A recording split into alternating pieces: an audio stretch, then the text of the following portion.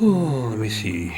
Oh, I wanted to thank you for the article that you wrote in the Gullah Sox about the Daniel Bread book that you reviewed. Yeah, that was Appreciate an interesting book.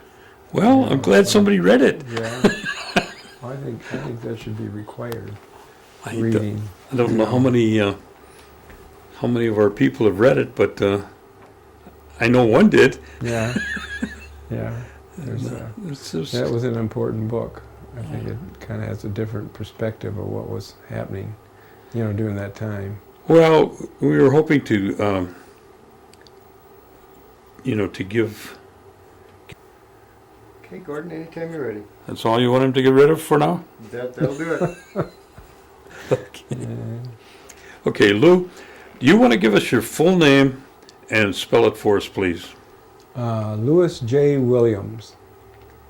Louis, and the J stands for James. James Williams. Okay, and what's your date of birth? 1645. And where were you born? Oneida, Wisconsin.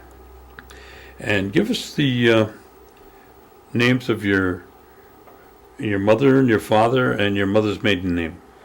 My mom, her name is Belle May Dockstader with an O-R Williams.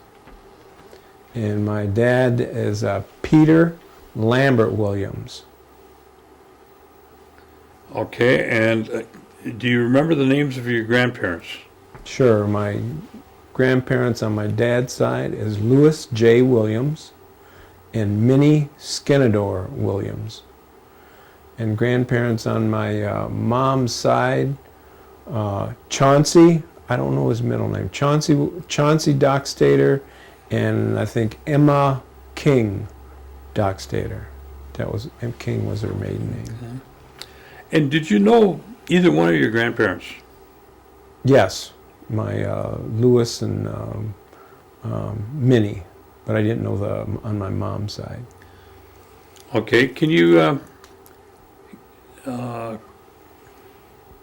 do you know if your grandparents on your father's side now, did they speak Oneida? Yes, they did. And did you get a chance to know them? Yes. Tell me, did your grandfather ever tell you what his educational background was? I don't think so. That it never came up. Mm-hmm. As I remember, it's mostly that they spoke Oneida between one another, and the only time they spoke English was to us kids, or the ones that didn't. My parents understood Oneida, but they didn't speak it, so it was. So they spoke to us in English, but most of the time they were always speaking Oneida. Where did your grandparents reside?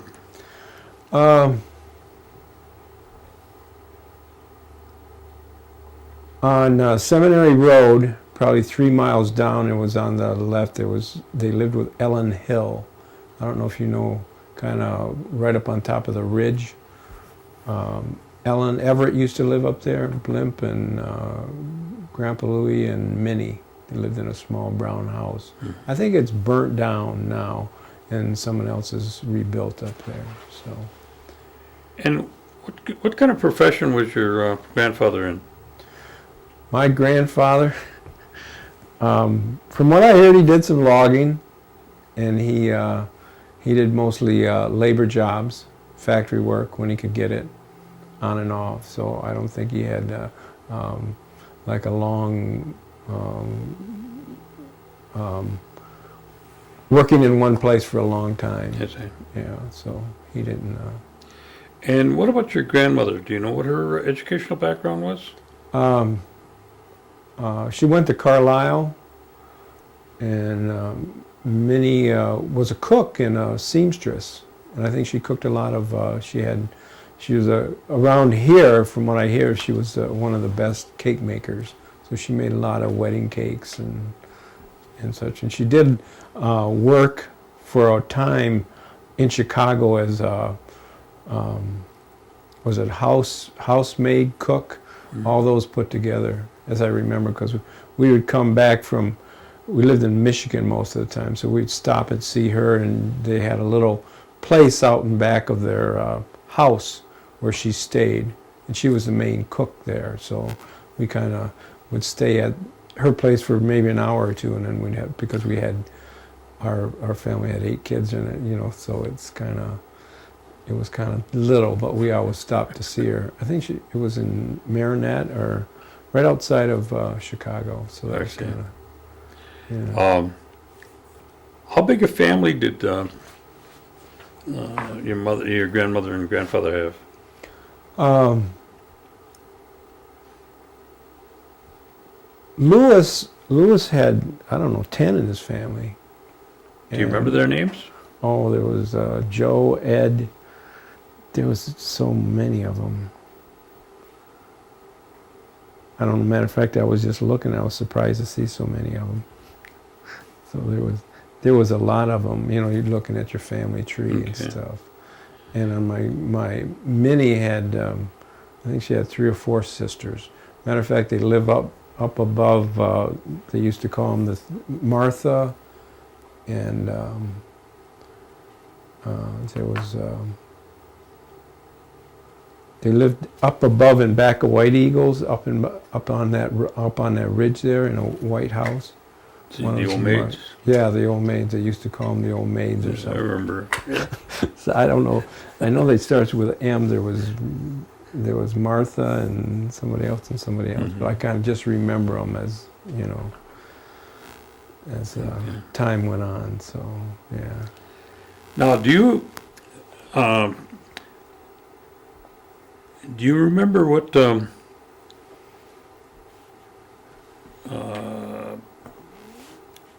did you hear your grandparents ever talk about the New York claim, or the 52 cents? Yeah, they spoke about the New York claim. It was mostly a joke to Uh-huh. them. You know, they're going to wait around and get the New York claim. So it was Mhm. kind of like, yeah, one of these days we're all going to, you know, be set up, and then they would laugh. So that was kind of like their thing. And it was mostly what they mentioned was, they didn't mention getting land back. It was always just, you know, they were going to get paid, Mhm. you know, in return for that. So, and they didn't have any idea how much that was. And you don't know. Okay, we'll try this frequency. Go ahead. Okay. Mm. All right. Now you say your grandparents had about 10 children, Yes. Yeah. Yeah. so that must have been a pretty big load on your mother in terms of trying to keep up with everybody. Oh yeah. I mean, not your mother, and your grandmother. Mhm. Do you know if they had electric lights and running water? On my dad's side, when I was small, they had electric lights, but they didn't have running water. It was well water and I see. outdoor. I remember I was born here in Oneida, but we moved away because my dad was called.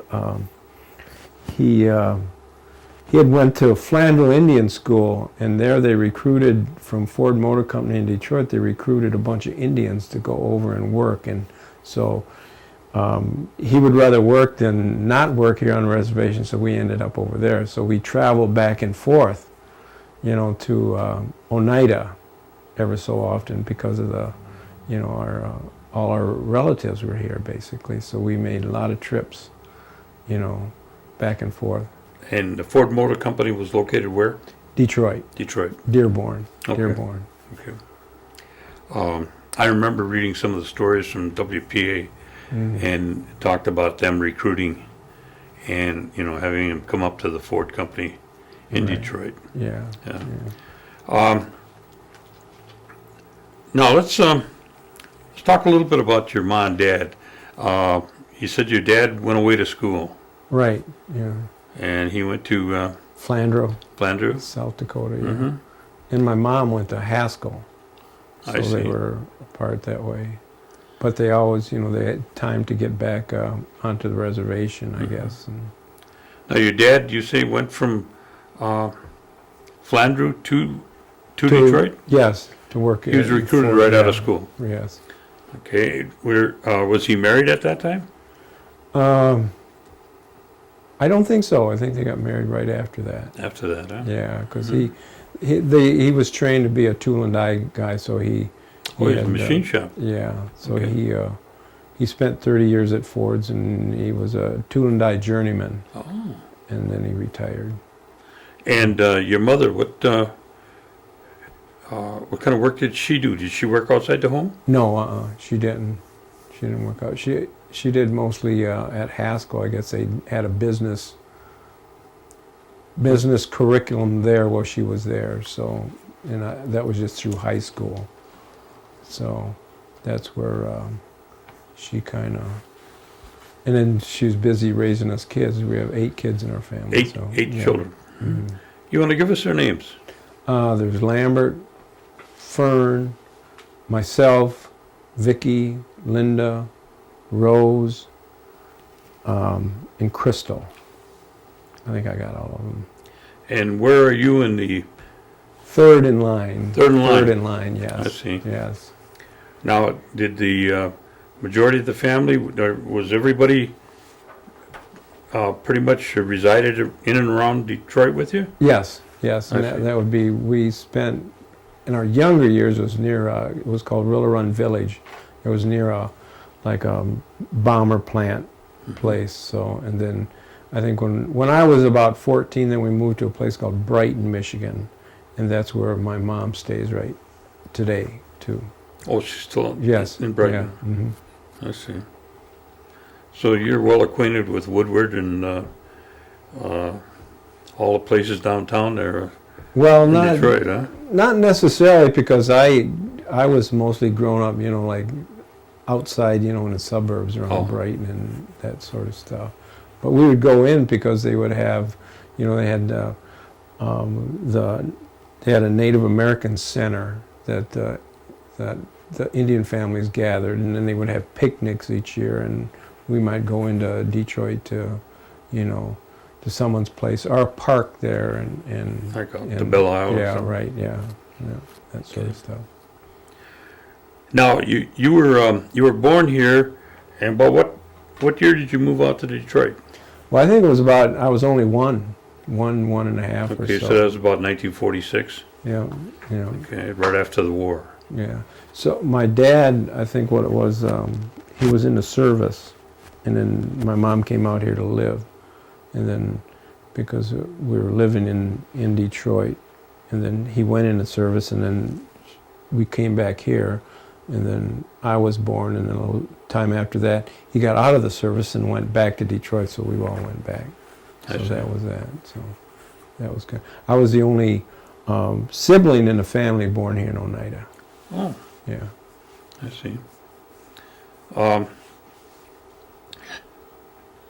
Where did you start school? I started school in a place called Run Village. That was near Detroit. It's a little like a bomber place town. So I went through through the 5th grade, and that's when we moved to a place called Brighton, Michigan. So that's where I went through high school, all the way up through high school. Okay. Did you have much association then with the reservation? Back and forth in the summer times or something like that? Yeah, we had a lot of trips back and forth. I spent a summer here. I think I was 13, 14 years old. And we had a gang of Oneidas that was hired to cut some cattails down in a swamp around here somewhere, but I can't remember where. And it was my grandpa and my uncle Everett, and I guess they used to call him Blimp, and some of the Ben Jordan and his brother. What's that one? He has another brother. Anyways, there was about 15 of us, and we spent all summer cutting the cattails down. It was a government job, and the experiment was, if we cut these cattails down below the water level, it was about a mile square swamp, they wanted to see if they would grow back up. And I don't know what, by the time we got 3/4 full, the cattails were already up 2 feet, and we were like had size, and we just went all summer long. We got I think $1 an hour for doing that. It was strange, but you know we needed the money, so that's what you do. You just do what you need to do. So that was, but it was fun because all the uncles and everyone except for myself spoke Oneida, so they're always, you know, pretty soon. You know, I got to understand a little bit of it, but it was still fun. They were always what I was impressed about it was the hard work that they do, the guys out there, you know, and then at break time, at noontime, they would have axe throwing contests, you know, just for the fun of it, just, you know, seeing who could throw the axe in a tree. And Emil Jordan was the one that I was impressed with, because he was a scrawny guy, but he was the strongest guy I ever seen. And his work ethic was unbelievable. And to this date, I think some of my values about work is on those guys. You know, you don't fool around and lazy around. You do the best you can and you work the hardest. And it's, you know, my dad used to say that if you want to keep a job, you have to work harder than the white people because they'll fire you. So you have to, and we just got that work ethic that you're going to do as good as job or better than the next guy, because that's what will happen to you. So it's just like, and you know, you don't slough off, you keep on going. You got to do better, you know, I guess. And that kind of rubbed off, and that's kind of what I remember about my dad, if anything, that his work ethic. And he went to work every day, as long as he had a job. The first question he asked anybody that comes into our house is, how's your work? What are you doing? You know, that was important to him. If you didn't work, he didn't even want to talk to you. It was just like, you weren't a person if you didn't have a job, especially a man, not necessarily women, but men, you know. So he had those values, and I've always kind of relied on some of those, you know, because you find people not working and sloughing off work, and I might not be, you know, the best worker there ever was, but I'll work, you know, and I'll put my time in to do that and try my best. But, you know, so I think I get that ethic from him, I guess. Just keep on wearing, don't let off, you know, you have to do that, you know, to survive.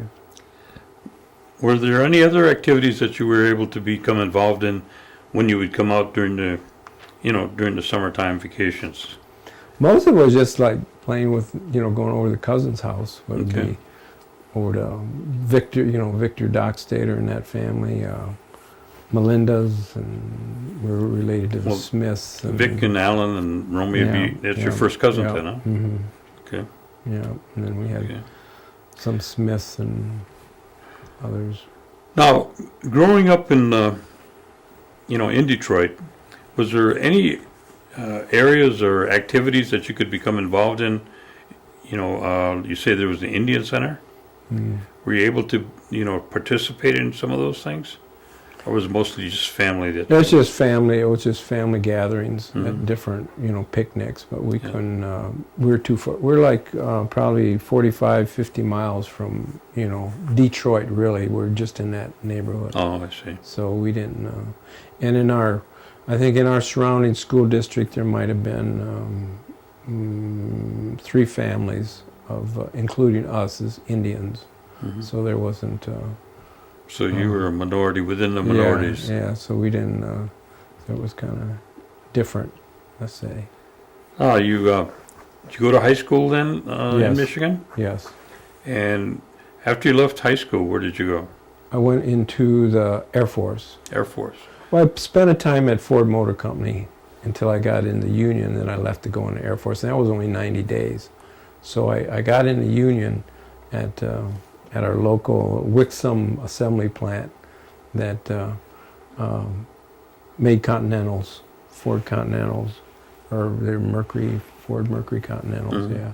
So, and after that I went into the service. I spent 3.5 years in the service as a jet aircraft mechanic, where I visited, I was stationed in Texas, Omaha, Nebraska, and Eielson Air Force Base in Alaska. Oh. So you moved around a little bit. Yeah, yeah. We got to go to Japan, TDY, temporary duty there. So it was interesting. It was interesting work because we thought it was important because we worked on planes that cost a lot of money, and if we messed up, it's just so we had a lot of responsibility, but we just pictured it as work and do the best you can, type thing. Yeah. And what year did you get out of the, was it the Air Force? Yes, What year did you get out of the Air Force? 1967. 67? Yeah. Okay. And what was Vietnam still? Yes, it was Still rolling? Yeah, it was still going. And the one thing I witnessed in my thoughts about war had to do with Eielson Air Force Base. I was a jet aircraft mechanic, and at one time we were called to a special site because the C-141 landed on base. They don't land on base that often. So we were there to look after some maintenance, refuel, and stuff like that.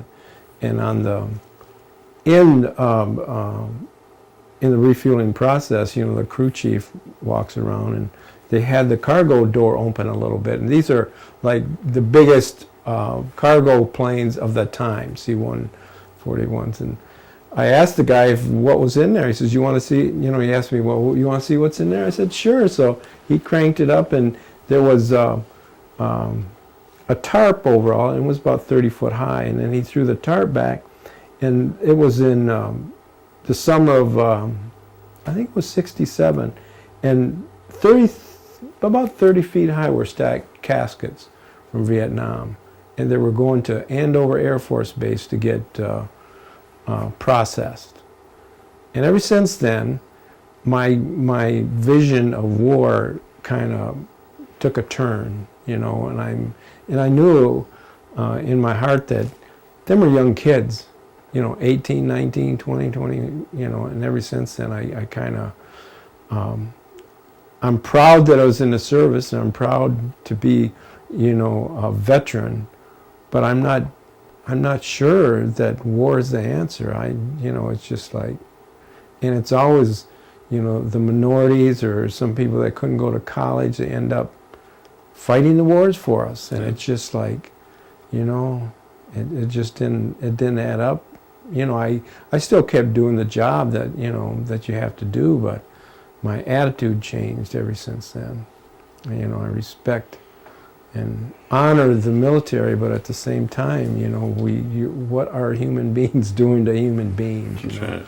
That was kind of my take on that, and that's one of the lessons I learned when I was up in Alaska, Fairbanks. Yeah. Then you left, you say in 67? And where'd you go?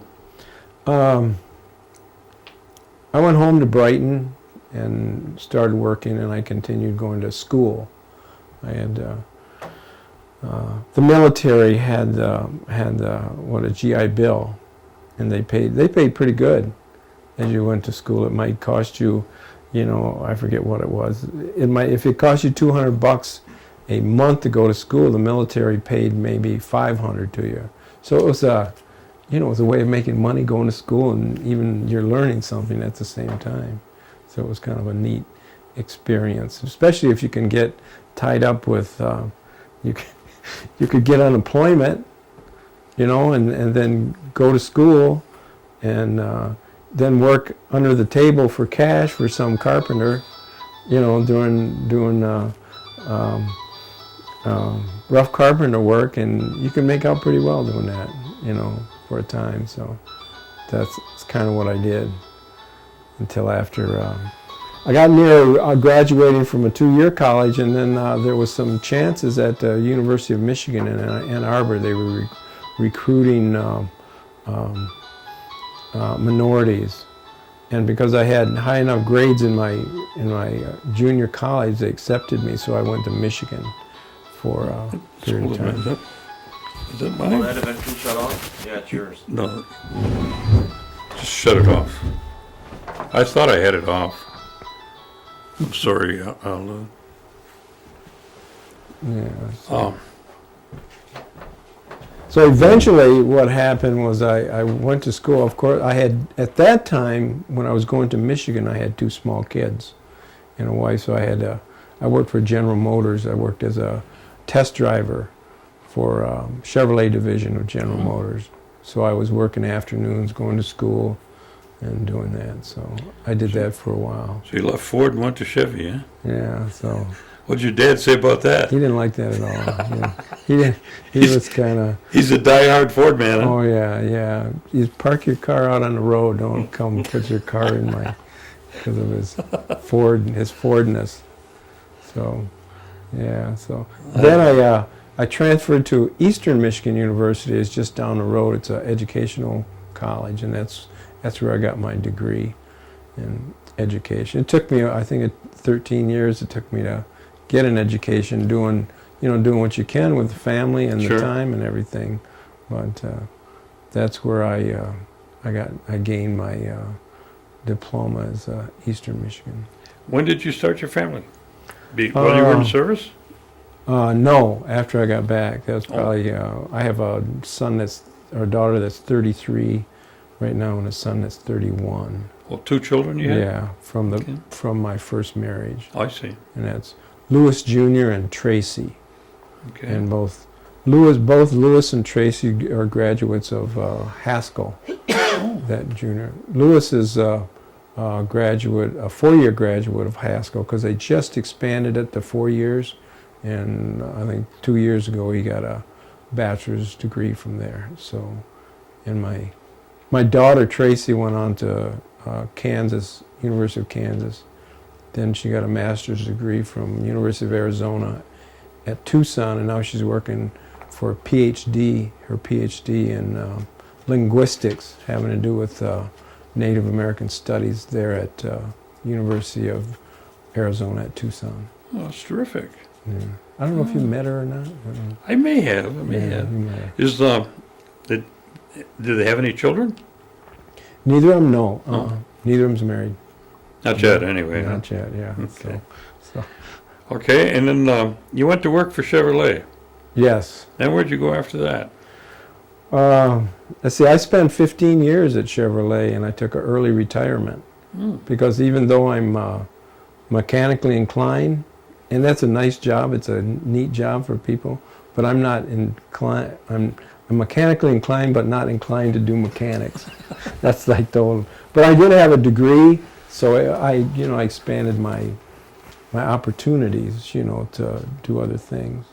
So I went off and ventured, and I have a degree in history and in physical education. So I started a personal training company of my own to do personal training for youngsters, starting out in basketball, football. And it ended up to where I was doing, I did some, I got a certification in full body massage and sports massage. And I was going towards, doing sports massage for them besides the training. But I ended up, at the end, I was just doing full body massages for people. It's kind of like you just go into that area. But that didn't work out, so I just had to go to work again. So I just had to go out and get different jobs. So that was my little thing at starting my own business. And I think it was the location. And they were have some complaints because the location was my own home. And in the city of Brighton, they have rules against having businesses in your own home. So it's like you had to get a store, and I didn't have the money, so I just went back to, going out. I did landscaping after that. So that's a good job. You had to work hard, and, you didn't get paid much, but, you got outside, Back But to the listen- cattails, huh? Yeah. But at the same time, you're, being a college graduate, you're always looking, trying to find your little niche and what you're going to do next. So that's kind of what I did, So, And this was all up in Michigan yet? yeah. Yeah. That was probably, and then it just happened that I did get a divorce, and that was after my kids had graduated from high school. And I just came this way. I was on my way to Albuquerque, my older brother, and I stopped by my cousin's house. Jim King. And we stayed there for a little bit, and then he said, "Oh, why don't you go down to the casino?" They opened up a casino that was right in '91 when they first opened it up. He said, "Maybe you'll get a job down there and you can stay for the summer." So I said, "Oh, okay, I'll go." So I walks in there and I filled out this paperwork, and they wanted to put a suit on me right then and start me to work right then. And I said, "Wait a couple days." So I worked there for, for probably 4 months or so. And then I decided I was going to move on. And there was a job at higher education called the Carl Perkins director. And because I have a degree in education, I said, "Oh, I'll put my application in there and I'll see what." And I'll be darned if I didn't get the job, So it was kind of. And then after that, I went to.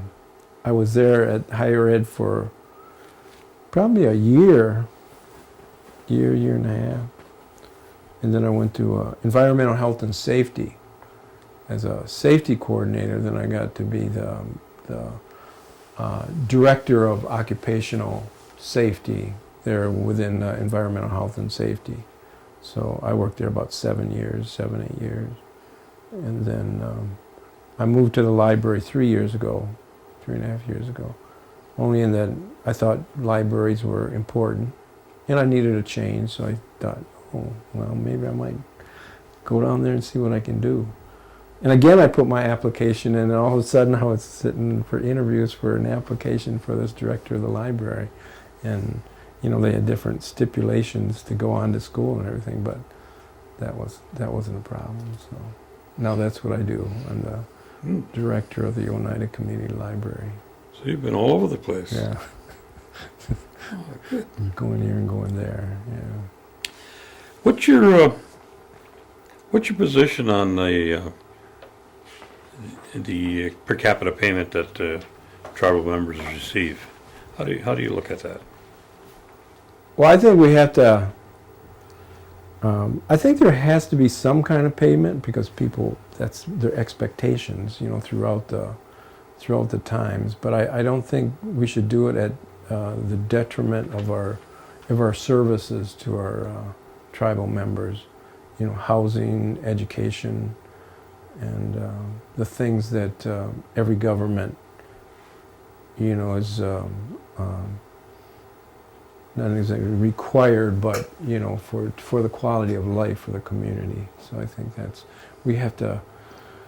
What we give in per capita doesn't always come back to the reservation. More than likely it doesn't, period. So we lose that completely, and that's the negative part. So that isn't in whatever it is, $400, $500 nowadays isn't that much money.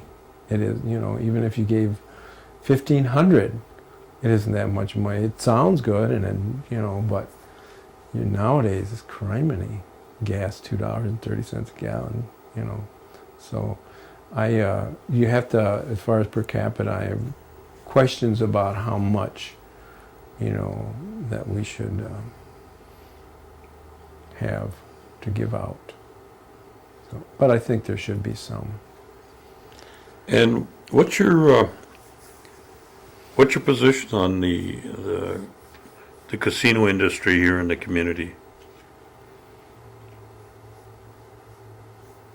I think it's good for the community. I think we have what we have because of the casino. And no matter how that came about, the treaties that we signed in the past made it available for us because of our sovereignty to do so. And we have to capitalize on what you have, and that's what we have. And we do the casino people in gaming do a heck of a job, because from what I hear, we're probably one of the best in the state, and we're looked up highly throughout Indian country, having to run, doing the gaming portion of it. So I think it's a good thing. And do you have any opinions or comments about the potential of getting one in New York State? Oh my. I don't know. I thought it might be not a good idea when they first mentioned it, but as you know, as a return from our negotiations for land claims. I don't know if that was second best, but I'd rather see education, but I think we have some education allowances in that agreement. But if the market isn't saturated, and if we did our homework, I think that it's gonna work out. But I think we're gonna have to keep a good eye on that, and I don't, you know, how we, the Oneidas, keep a good eye on our business, because it's, you know, it's a ways over there. It's always questionable. But everything you do and everything in life is, you know, it's a gamble. That's right. You know, and you have to do something. Yeah. How, you know, you mentioned earlier that your grandparents spoke of the land claims as kind of pie in the sky. What's your position? I mean, and their position was, if I understood you correctly, that they didn't ever expect to get any land back in New York. Whatever it would be of a monetary nature. What's your position on that in terms of how you see things? You know, some of the comments are made that we want our homeland back. Do you think, are we looking at pie in the sky, or what do you feel is the real reality of the whole thing?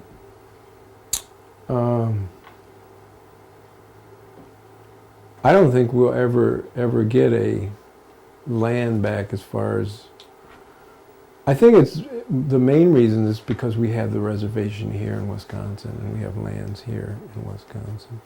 But the real, you know, a lot of people think about the sanctity of homelands and the spiritualness of it. I believe Mother Earth is Mother Earth, and we're standing on it right now. So, and where we live is where we live, and we can honor the earth right here. I don't have to, my personal opinion, I don't have to go back to New York to honor that space in there, because we're here and we honor that in our own way. Right where we're at, right where we live, here in Oneida, Wisconsin. So I think it's kind of the reality of taking a family and moving back there because it's a homeland. That reality isn't mine.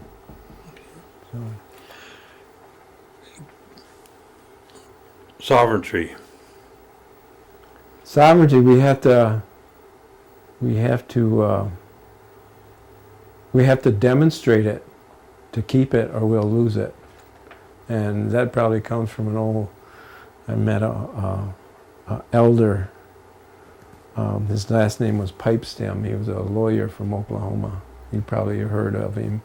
And I met him at a meeting, and one of the things that he says, if you do not demonstrate your sovereignty, you will not keep it. And I like to point that, and we have to do it through whether keeping our language, or owning land, and doing what we have to do on that, making rules and regulations, I guess. And he also said we're the only folks, the only people on this earth, other than the settlers, the white people, that can make our own laws, because we're a sovereign nation. And we have to take that responsibility to do so, or we're going to lose it. So that was always stuck to me, like, we got to do more, you know, those laws that we have. There's a reason for that, to demonstrate that, to keep our sovereignty. And it's eroded every day, you know, whether just me and you sitting here, and people are thinking of ways of eroding our sovereignty, and that's kind of sad, but that's realistic, and you have to learn and educate ourselves so we can maintain our sovereignty. Now, in the you got two children, and there's one's coming behind them, and there's other children here in the community. What kind of recommendations and help would you try to give them, or would you try to encourage them to go, you know, to help them in the future? And through this medium, we might be able to do that, to give them those kind of concerns and comments that you have. Yeah. Well, I have 5 children, really. Those are my older children, the 2. I have 3 by the married, that I'm married, and I have 3 small ones now. Okay. And the smallest one is Belle May, and another one is Levi, and the other one is Chauncey. And they're 6 to 0, so I have my hands full. But And your wife's name? Amy. Amy? Amy. Amy, her bloodline runs up towards the Menominee Nation. She's part of the Viju family up there. So we have little ones to take care of. Yeah. And as far as this medium, and what I like to do is try to demonstrate what's supposed to be done. You can try to teach people and encourage them, but if you don't demonstrate the good things, the positive things in life, it never comes about. So I think that searching for happiness is a good thing, peace of mind. I don't know if as far as the climbing the ladder to success means, I don't think it has to do with money. I think it has to do with the quality of life that you lead in your own life. So that's kind of, as far as spiritual, there's a lot of different avenues for that. And myself, I take the best from all, be it the Longhouse or be it Buddha or whoever, the Christian, that the whole thing's what I deem is something good for all of us. I think there's human values that we all aspire to, the good ones, and that's kind of like what you want to do to keep happy, to stay happy, to be on top of things. So, Okay. Is there any areas that I didn't cover that you'd like to share with us?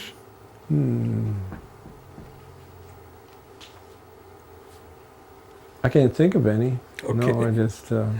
Yeah. Well, I want to thank you for coming down and sharing these stories with us. And in about 3 or 4 weeks, we'll have some copies. Will be ready and you'll get a copy for you and your family. Oh, okay. And then the tribe will keep one in their archives. And like I say, I'm hoping that they'll be able to put this on some sort of even a tribal internet or something. Oh, okay. And this will be just a uncut version. There won't be any editing to the copy, that you'll receive. Okay. But it'll be for yourself and for your family. Okay, that'll be neat. And now Alan will disconnect you. Okay. And we'll be done. Okay. Okay.